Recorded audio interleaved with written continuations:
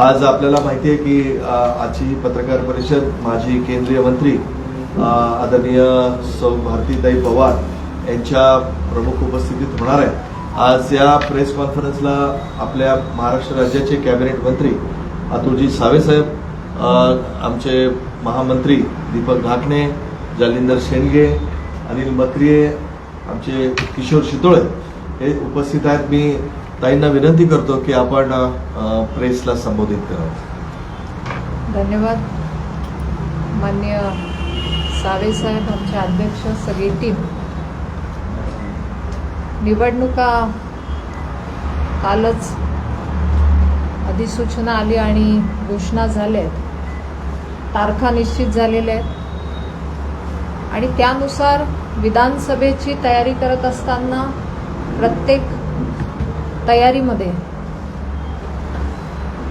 पक्षाची ध्येयधोरणं, पक्षाची तयारी आणि भविष्यात जनतेच्या विकासासाठीचा आराखडा असेल, योजना असतील, यासाठी पक्षाचा जाहीरनामा हा अतिशय महत्त्वाचा असतो आणि त्या दृष्टीने या विधानसभा निवडणुकीच्या जाहीरनाम्याची तयारी देखील सुरू झालेली आहे।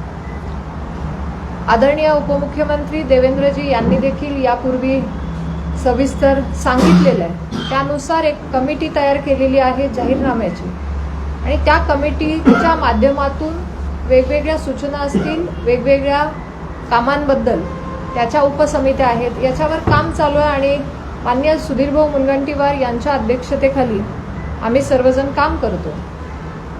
हा जाहीरनामा हा सर्वसमावेशक असेल आणि त्याचबरोबर महाराष्ट्राला भविष्यात विकासाच्या दृष्टीने सगळ्या घटकांना समावेश करून एक चांगला जाहीरनामा करण्यासाठी जशी सूचनांची आवश्यकता असते, तसंच जनतेच्या मनातल्या प्रश्नांची, मनातल्या मार्गदर्शनाची सुद्धा गरज आहे आणि त्या दृष्टीने भारतीय जनता पार्टीने असा विचार केला की जाहीरनामा तयार होत असताना आम्ही सगळ्यांना आपल्या माध्यमातून विनंती करतोय की आपल्या सगळ्यांच्या देखील याच्यामध्ये सूचना नक्की द्याव्यात, कारण या सूचनांचा पुढच्या भविष्यात महाराष्ट्रामध्ये काय अपेक्षा आहेत त्या दृष्टीने नक्कीच गांभीर्याने विचार केला जाईल।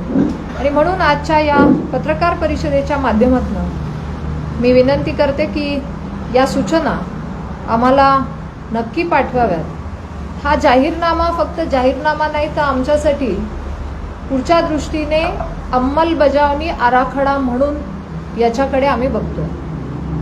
जनतेच्या गेल्या काम करत असताना गेल्या 5 वर्षात, त्याच्या मागच्या 5 वर्षातल्या ज्या काही आम्ही कमिटमेंट केल्या होत्या आणि आपणही बघितलं असेल की अशा कमिटमेंट होत्या काही की त्या करण्यासाठी भारताच्या स्वातंत्र्यानंतर सुद्धा काही ठिकाणी काही योजना पोहोचायला जेवढ्या वर्ष लागली, तर ह्या कमी काळात ते कमी करून, त्या अडचणी कमी करून पूर्ण करण्यासाठी भारतीय जनता पार्टीने काम केलं, कारण केंद्र आणि राज्य सरकार आमच्या हक्काचं होतं म्हणून। मधली 2-2.5 वर्ष सोडली तर मला वाटतं केंद्र सरकारच्या आणि राज्य सरकारच्या माध्यमातून आज अतिशय चांगलं काम आपण करतोय आणि त्याचीच पुढची अंमलबजावणी करण्यासाठी हा जाहीरनामा खूप महत्त्वाचा आहे।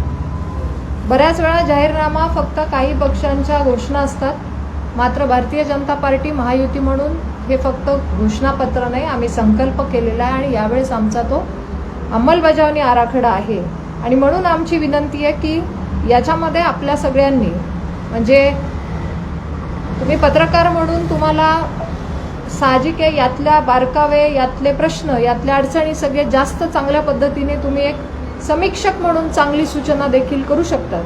म्हणून मी तुम्हाला देखील विनंती करते की आपणही आमच्या सोशल मीडिया, आमचे फेसबुक लिंक आहे, इंस्टाग्राम लिंक आहे, एक्स लिंक आहे, मेल ID आहे, व्हॉट्सअप आहे, या माध्यमातून आपण कृपया त्याच्यावर पाठवाव्यात।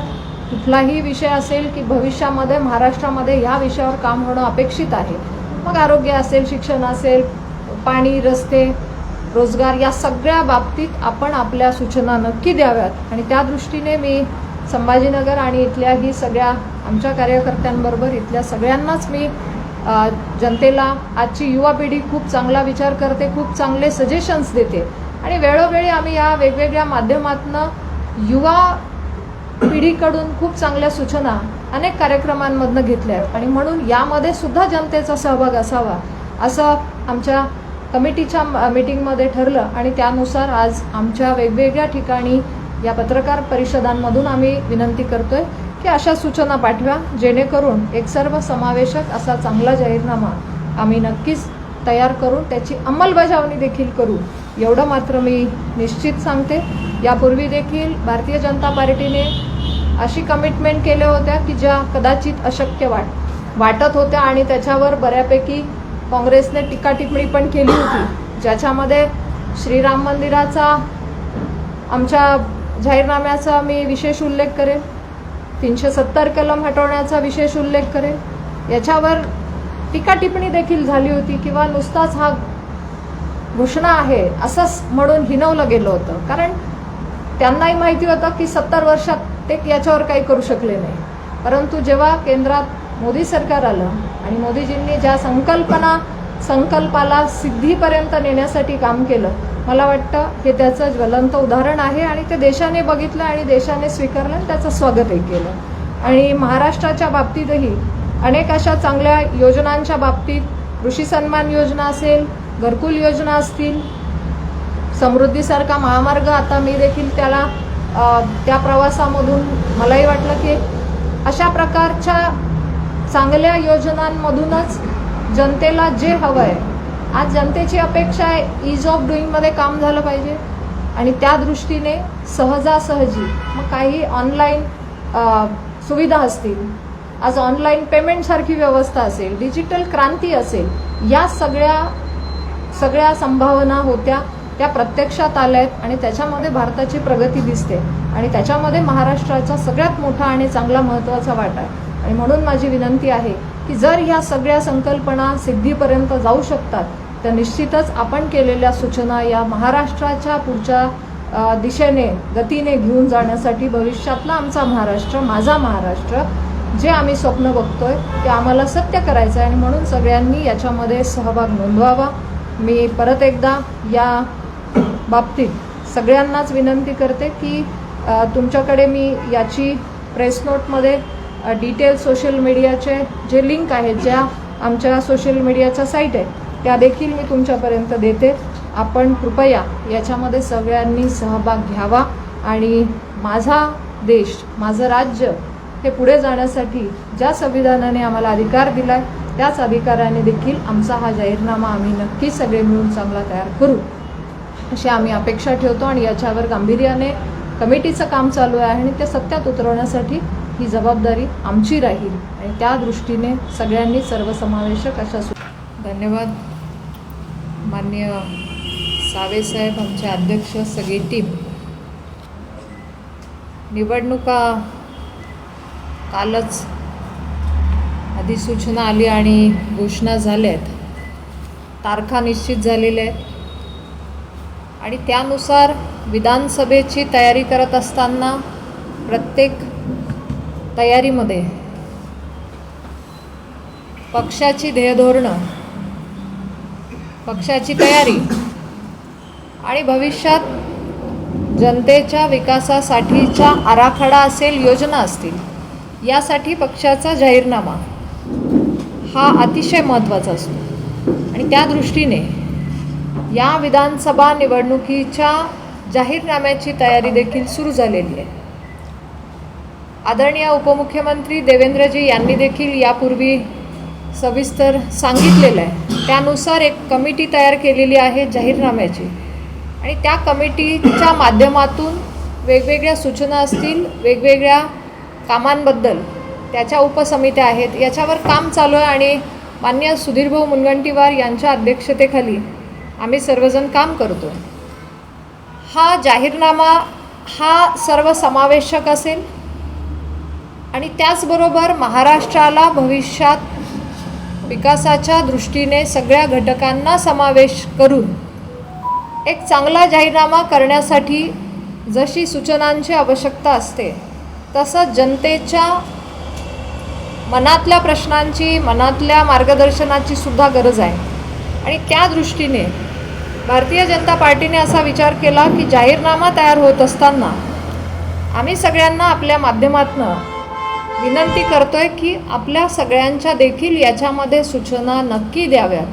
कारण या सूचनांचा पुढच्या भविष्यात महाराष्ट्रामध्ये काय अपेक्षा आहेत त्या दृष्टीने नक्कीच गांभीर्याने विचार केला जाईल. आणि म्हणून आजच्या या पत्रकार परिषदेच्या माध्यमातून मी विनंती करते की या सूचना आम्हाला नक्की पाठवाव्यात.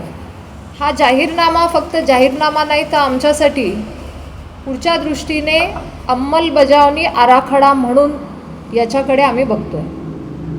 जनतेच्या गेल्या काम करत असताना गेल्या 5 वर्षात, त्याच्या मागच्या 5 वर्षातल्या ज्या काही आम्ही कमिटमेंट केल्या होत्या आणि आपणही बघितलं असेल की अशा कमिटमेंट होत्या काही की त्या करण्यासाठी भारताच्या स्वातंत्र्यानंतर सुद्धा काही ठिकाणी काही योजना पोहोचायला जेवढ्या वर्ष लागली तर ह्या कमी काळात ते कमी करून, त्या अडचणी कमी करून पूर्ण करण्यासाठी भारतीय जनता पार्टीने काम केलं. कारण केंद्र आणि राज्य सरकार आमच्या हक्काचं होतं म्हणून. मधली 2-2.5 वर्ष सोडली तर मला वाटतं केंद्र सरकारच्या आणि राज्य सरकारच्या माध्यमातून आज अतिशय चांगलं काम आपण करतोय आणि त्याचीच पुढची अंमलबजावणी करण्यासाठी हा जाहीरनामा खूप महत्त्वाचा आहे.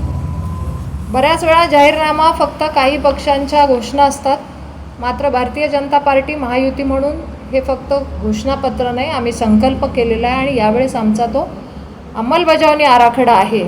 आणि म्हणून आमची विनंती आहे की याच्यामध्ये आपल्या सगळ्यांनी, म्हणजे तुम्ही पत्रकार म्हणून तुम्हाला साहजिक आहे यातल्या बारकावे, यातले प्रश्न, यातल्या अडचणी सगळे जास्त चांगल्या पद्धतीने तुम्ही एक समीक्षक म्हणून चांगली सूचना देखील करू शकतात. म्हणून मी तुम्हाला देखील विनंती करते की आपणही आमच्या सोशल मीडिया, आमचे फेसबुक लिंक आहे, इंस्टाग्राम लिंक आहे, एक्स लिंक आहे, मेल ID आहे, व्हॉट्सअप आहे, या माध्यमातून आपण कृपया त्याच्यावर पाठवाव्यात. कुठलाही विषय असेल की भविष्यामध्ये महाराष्ट्रामध्ये ह्या विषयावर काम होणं अपेक्षित आहे, मग आरोग्य असेल, शिक्षण असेल, पाणी, रस्ते, रोजगार, या सगळ्या बाबतीत आपण आपल्या सूचना नक्की द्याव्यात. आणि त्या दृष्टीने मी संभाजीनगर आणि इथल्याही सगळ्या आमच्या कार्यकर्त्यांबरोबर इथल्या सगळ्यांनाच मी जनतेला, आजची युवा पिढी खूप चांगला विचार करते, खूप चांगले सजेशन्स देते आणि वेळोवेळी आम्ही या वेगवेगळ्या माध्यमातून युवा पिढीकडून खूप चांगल्या सूचना अनेक कार्यक्रमांमधनं घेतल्या आहेत. आणि म्हणून यामध्ये सुद्धा जनतेचा सहभाग असावा असं आमच्या कमिटीच्या मीटिंगमध्ये ठरलं आणि त्यानुसार आज आमच्या वेगवेगळ्या ठिकाणी या पत्रकार परिषदांमधून आम्ही विनंती करतो आहे की अशा सूचना पाठवा, जेणेकरून एक सर्वसमावेशक असा चांगला जाहीरनामा आम्ही नक्कीच तयार करून त्याची अंमलबजावणी देखील करू, एवढं मात्र मी निश्चित सांगते. या समावेशक अशा सूचना कराव्यात. आणि परत एकदा मी तुमच्या सगळ्यांचे देखील मनापासून आभार मानते की बऱ्याच वेळेला काही प्रश्न असतात की तुमच्याकडून देखील सूचना येतात आणि त्या सूचनांमुळे ती कामही मार्गी लागतात. आणि म्हणून अशा सूचनांची या जाहीरनाम्याच्या माध्यमातून पूर्तता करून घेण्यासाठी आपणही मदत करावी अशी मी विनंती करते. धन्यवाद. सध्या विरोधकांकडनं भाजप विरोधी वातावरण निर्माण केलं जात आहे. जरांगे पाटील पण फडणवीस साहेबांना आणि भाजपला टार्गेट करते. येणाऱ्या निवडणुकीमध्ये त्याचा किती परिणाम जाणून मिळू शकतो आणि दुसरं किती महिलांना आपण संधी देणार आहोत? मला असं वाटतं की ओव्हरऑलच बघितलं तर महाराष्ट्रामध्ये गेल्या 10 वर्षात मधले आमचे 2-2.5 वर्ष जे सोडले तर महाराष्ट्राचा एक चांगला रेकॉर्ड, आणि काल तो दाखवलेला पण आहे की आम्ही रेकॉर्ड बुक दाखवतो, आम्ही काय केलं आहे तो रिपोर्ट कार्ड दाखवतो, आमचं जे काम आहे ते आम्ही जनतेसमोर ठेवतो. मग पाण्याचा विषय असेल, रस्त्याचा असेल, घरकुलांचा असेल, सौर ऊर्जेवर काम चालतं आहे, ईज ऑफ डुईंगमध्ये जे जे शक्य आहे ते आज टेक्नॉलॉजीचा वापर पोहोचवण्यापर्यंत, वाड्यापाड्यापर्यंत, म्हणजे असाही आम्हाला सावे साहेबांना मला तर अनुभव आहे. कारण एक मंत्री म्हणून आम्ही खूप दूरपर्यंत प्रवास करतो, तेव्हा ग्रामीण भागामध्ये अगदी कोपऱ्यामध्ये सुद्धा डिजिटल पेमेंटचं आज तुमचं स्क्रोल करायचं हे मशीन ठेवलेलं आहे. मला असं वाटतं याच्यापेक्षा अजून काय आम्ही विचार पण केला होता का? तर जेव्हा हे शक्य होतं तेव्हा तिथली अर्थव्यवस्था सुद्धा चांगली होती आणि म्हणून आज जे काही अपेक्षा आहेत ते पूर्ण करण्यासाठी सरकार अगदीच चांगल्या पद्धतीने काम करते. म्हणून विरोधक कुठेतरी डिस्टर्ब नक्की असतील. तुम्ही बघितलं असेल की आमची लाडकी बहीण योजनेसुद्धा साठी ती बंद व्हावी म्हणून विरोधक कोर्टात जातात. मला असं वाटतं की या मानसिकतेमधूनच दिसतंय की ते आज कोर्टात जायला लागले, कारण त्यांना दिसतंय की आज विकास सगळ्या योजना चांगल्या चालू आहेत, तर विरोध कसा करायचा. विरोध करण्यासाठी त्यांना या अशा प्रकारचा कोर्टाचा सुद्धा म्हणजे कोर्टात जाऊन ती योजना थांबवा असं सांगावं लागतंय. मला नाही वाटत पूर्ण भारतामध्ये कुठल्या राज्यात अशा प्रकारे कुठल्या कोर्टात कोणी विरोधक जात असतील. पण दुर्दैव आहे आमचं की आमच्या महाराष्ट्रामध्ये एका महिलांच्यासाठी चांगली योजना आणली आणि त्याच्यासाठी कोर्टात जातात. विरोधकांची मानसिकता किती खालावली आहे आणि महिला हे सगळं बघतायत. महिला म्हणून आम्ही सगळ्या भगिनी बघतोय की आमच्या योजनांना दाबण्यासाठी आमच्या महिलांच्या बँक अकाउंटमध्ये, आमच्या महिलांच्या हातामध्ये एकीकडे महिला सक्षमीकरण म्हणायचं आणि महिलांच्या अकाउंटला पैसे आले तर तुम्ही कोर्टात विरोध करतात जाऊन. मला असं वाटतं ही मानसिकता राज्यातल्या विरोधकांनी बदलण्याची गरज आहे. आमची महिला सक्षमीकरणासाठी जर तिला आर्थिक दृष्टीने पाठबळ द्यायचं असेल तर ह्या योजनांचं स्वागत झालं पाहिजे. नक्कीच राजकीय लढाई नक्कीच झाली पाहिजे, परंतु तिथे असा भेदभाव करता कामा नये आणि त्या दृष्टीने सगळ्यांनी येऊन महाराष्ट्राला पुढे घेऊन जायची चांगली योजना असेल तर तिचं स्वागतही केलं पाहिजे. दुर्दैवाने ते होत नाहीये आणि आपण म्हणालात तसं महिलांच्या बाबतीमध्ये नक्कीच भारतीय जनता पार्टीने खूप चांगलं एक महिलांसाठी नेतृत्व कायमच दिलं. मी पार्लमेंटमध्ये सुद्धा बघितलं की आमच्या भारतीय जनता पार्टीच्या सगळ्यात जास्त महिला खासदार होत्या. आज आमची महिला राष्ट्रपती पदावर देखील आहे. मला असं वाटतं की भारतीय जनता पार्टी महिलांच्या बाबतीत, नेतृत्वाच्या बाबतीत खूप चांगली संधी कायमच देत आलेली आहे आणि देणार.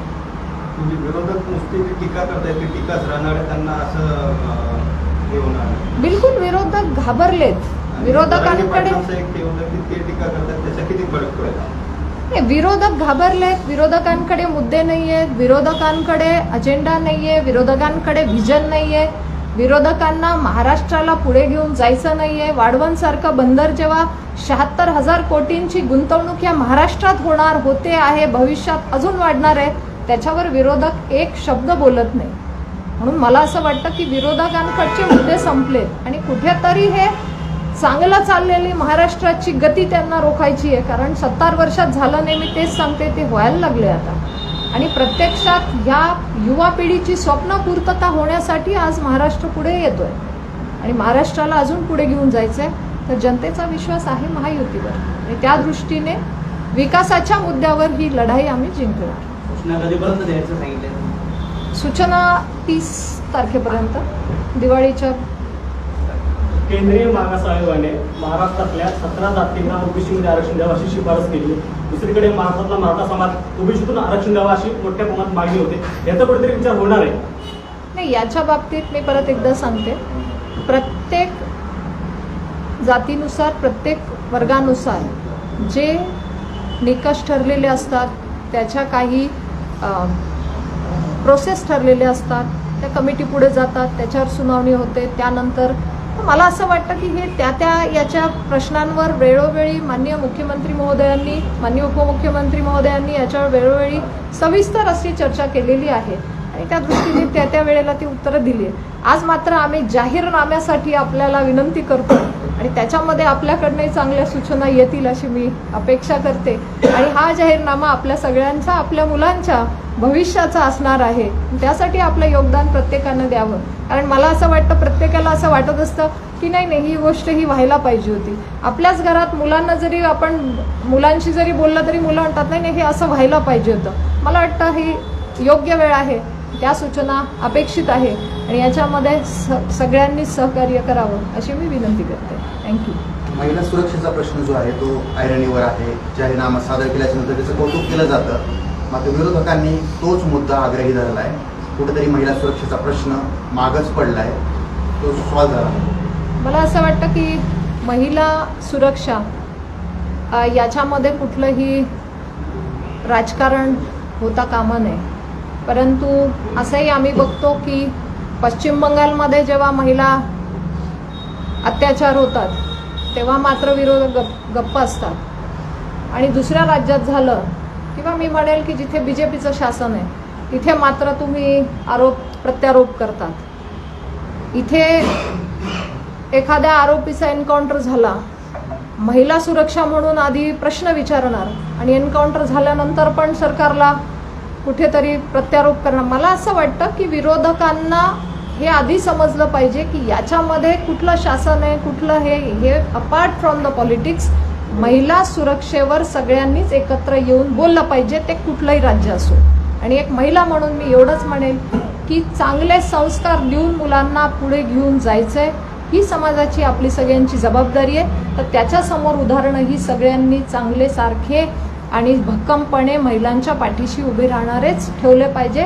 हा माझ्या छत्रपती शिवाजी महाराजांचा महाराष्ट्र आम्ही जेव्हा म्हणतो तेव्हा इथली महिला सुरक्षित राहील आणि त्यासाठी सगळ्यांनी मिळून काम केलं पाहिजे. त्याच्यावर मग ह्या राज्यात त्या राज्यात ह्या राज्यात असं होता कामा नये. जिथे महिला अत्याचार असेल तिथे सगळ्यांनी एक संघपणे उभं राहून त्या आरोपीला शिक्षा होईपर्यंत सगळ्यांनी एकजुटीने त्या न्याय मिळवण्यासाठी, त्या अत्याचाराच्या त्या महिलेला न्याय मिळवण्यासाठी एकत्रित राहिलं पाहिजे. परंतु दुर्दैवाने कुठेतरी पश्चिम बंगालवर बोललं जात नाही. किती महिलांना आपण संधी देणार आहोत?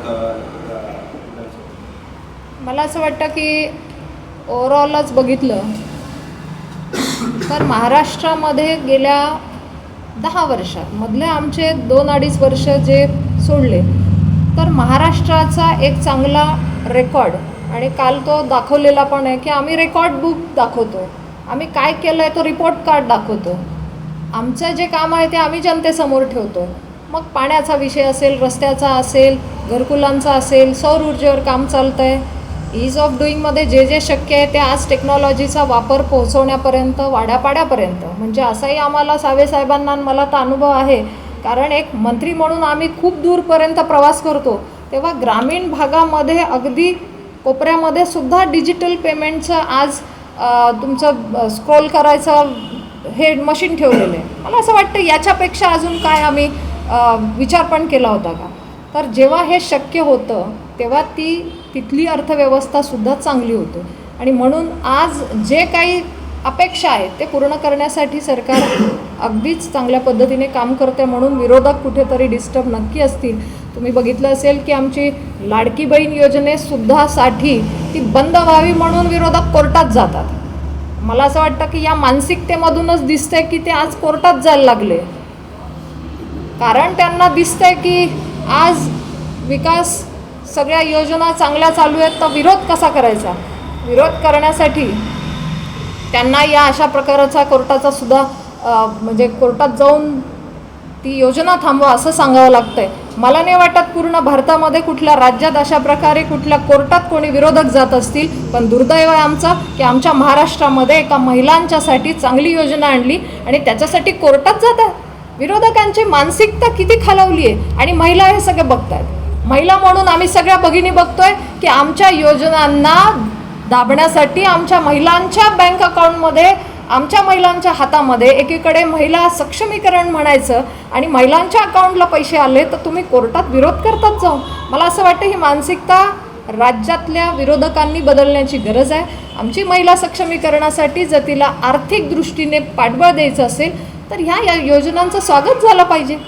नक्कीच राजकीय लढाई नक्कीच झाली पाहिजे, परंतु तिथे असा भेदभाव करता कामा नये आणि त्या दृष्टीने सगळ्यांनी येऊन महाराष्ट्राला पुढे घेऊन जायची चांगली योजना असेल तर तिचं स्वागतही केलं पाहिजे.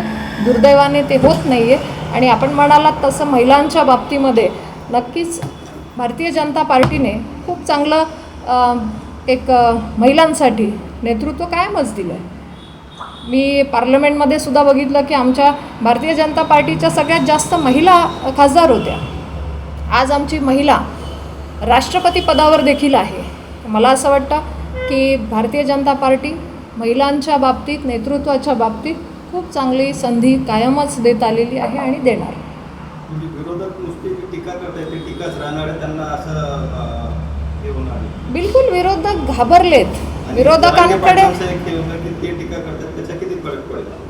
विरोधक घाबरलेत, विरोधकांकडे मुद्दे नाही आहेत, विरोधकांकडे अजेंडा नाही आहे, विरोधकांकडे व्हिजन नाही आहे, विरोधकांना महाराष्ट्राला पुढे घेऊन जायचं नाही आहे. वाढवणसारखं बंदर जेव्हा 76,000 कोटींची गुंतवणूक या महाराष्ट्रात होणार होते आहे, भविष्यात अजून वाढणार आहे, त्याच्यावर विरोधक एक शब्द बोलत नाही. म्हणून मला असं वाटतं की विरोधकांकडचे मुद्दे संपलेत आणि कुठेतरी हे चांगलं चाललेली महाराष्ट्राची गती त्यांना रोखायची आहे. कारण 70 वर्षात झालं नाही, मी तेच सांगते, ते व्हायला लागले आता. आणि प्रत्यक्षात ह्या युवा पिढीची स्वप्न पूर्तता होण्यासाठी आज महाराष्ट्र पुढे येतो आहे आणि महाराष्ट्राला अजून पुढे घेऊन जायचं आहे. तर जनतेचा विश्वास आहे महायुतीवर आणि त्या दृष्टीने विकासाच्या मुद्द्यावर ही लढाई आम्ही जिंकणार. सूचना कधीपर्यंत द्यायचं सांगितलं? सूचना 30 तारखेपर्यंत, दिवाळीच्या. केंद्रीय मागास आयोगाने महाराष्ट्रातल्या 17 जातींना ओबीसीमध्ये आरक्षण द्यावं अशी शिफारस केली. दुसरीकडे महाराष्ट्रातला मराठा समाज कुठेतरी विचार होणार आहे. नाही, याच्या बाबतीत मी परत एकदा सांगते, प्रत्येक जातीनुसार, प्रत्येक वर्गानुसार जे निकष ठरलेले असतात, त्याच्या काही प्रोसेस ठरलेले असतात, त्या कमिटी पुढे जातात, त्याच्यावर सुनावणी होते. त्यानंतर मला असं वाटतं की हे त्या याच्या प्रश्नांवर वेळोवेळी माननीय मुख्यमंत्री महोदयांनी, माननीय उपमुख्यमंत्री महोदयांनी याच्यावर वेळोवेळी सविस्तर अशी चर्चा केलेली आहे आणि त्या दृष्टीने त्या वेळेला ती उत्तरं दिली आहे. आज मात्र आम्ही जाहीरनाम्यासाठी आपल्याला विनंती करतो आणि त्याच्यामध्ये आपल्याकडनंही चांगल्या सूचना येतील अशी मी अपेक्षा करते. आणि हा जाहीरनामा आपल्या सगळ्यांचा, आपल्या मुलांच्या भविष्याचा असणार आहे. त्यासाठी आपलं योगदान प्रत्येकानं द्यावं. कारण मला असं वाटतं, प्रत्येकाला असं वाटत असतं की नाही ही गोष्ट ही व्हायला पाहिजे होती. आपल्याच घरात मुलांना जरी आपण मुलांशी जरी बोललं तरी मुलं म्हणतात नाही हे असं व्हायला पाहिजे होतं. मला वाटतं ही योग्य वेळ आहे, त्या सूचना अपेक्षित आहे आणि याच्यामध्ये सगळ्यांनी सहकार्य करावं अशी मी विनंती करते. थँक्यू.